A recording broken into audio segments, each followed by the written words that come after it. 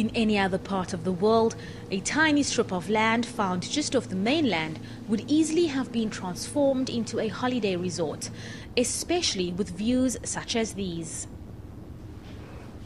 Robben Island also boasts an abundance of natural fauna, a rich marine life, and is home to over 100 bird species.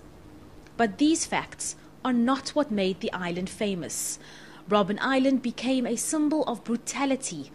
Unwanted people were sent here, those who fought against oppression in Africa, religious Muslim leaders, prisoners of war, criminals, leprosy sufferers, mentally ill patients, and of course, political activists and freedom fighters. One of the world's most famous freedom fighters, and certainly South Africa's most famous, Nelson Mandela, also found his way to Robben Island. There were various deprivations, as you know, in prison life, but the greatest deprivation was the absence of children.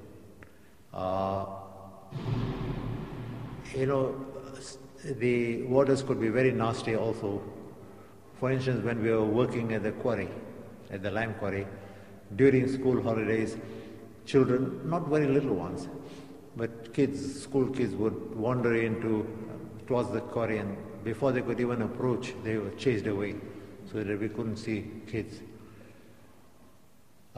Babies under 2 were allowed to come with their mothers, but then until the age of 16, they were not allowed. Madiba saw his 2 little girls when they were 2 and 3, and the next time he saw them was when they were 16.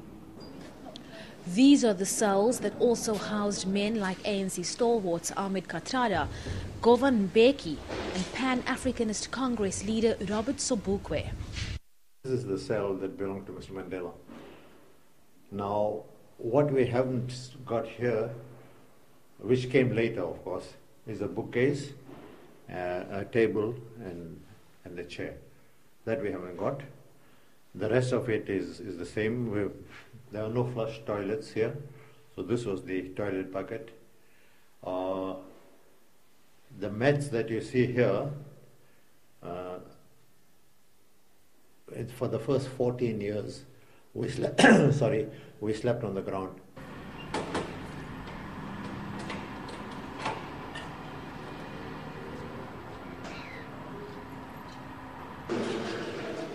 These corridors hold memories of brutality and victimization.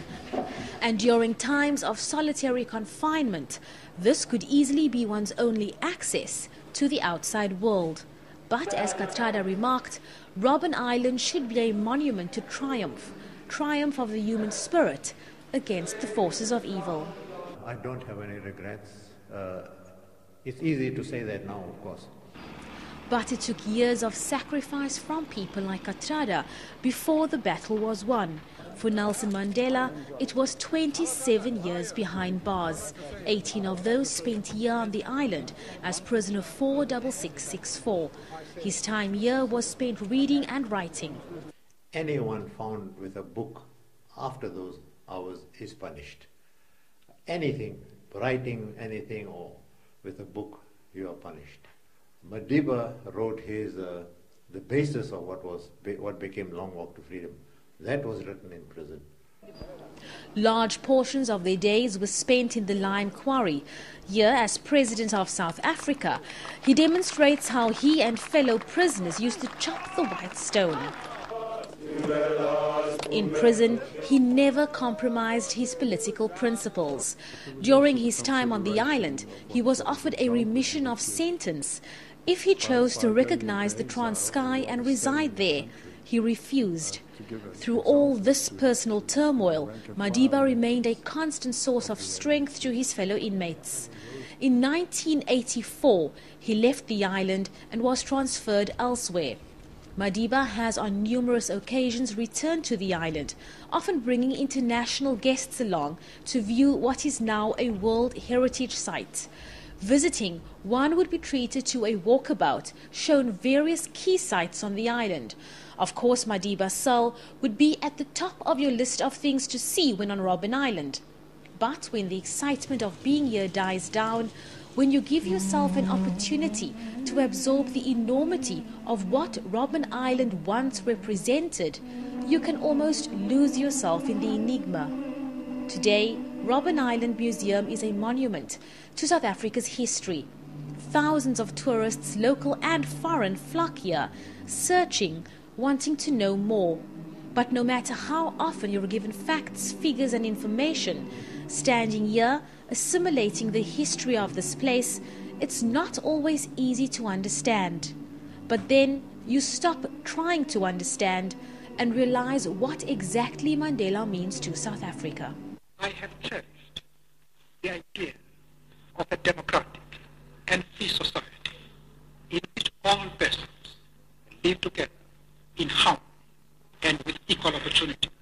It is an idea for which I hope to live and to see realized. But my Lord, if it needs be, it is an idea for which I am prepared to die. I'm going to sing for you then. Now at 91, Nelson Mandela has aged gracefully and may not be as physically strong as many fondly remember him. But despite this, his life represents the strength of the human spirit. And as South Africans, we are grateful for his years of sacrifice on Robben Island. Abra Barbia, SABC News, Cape Town.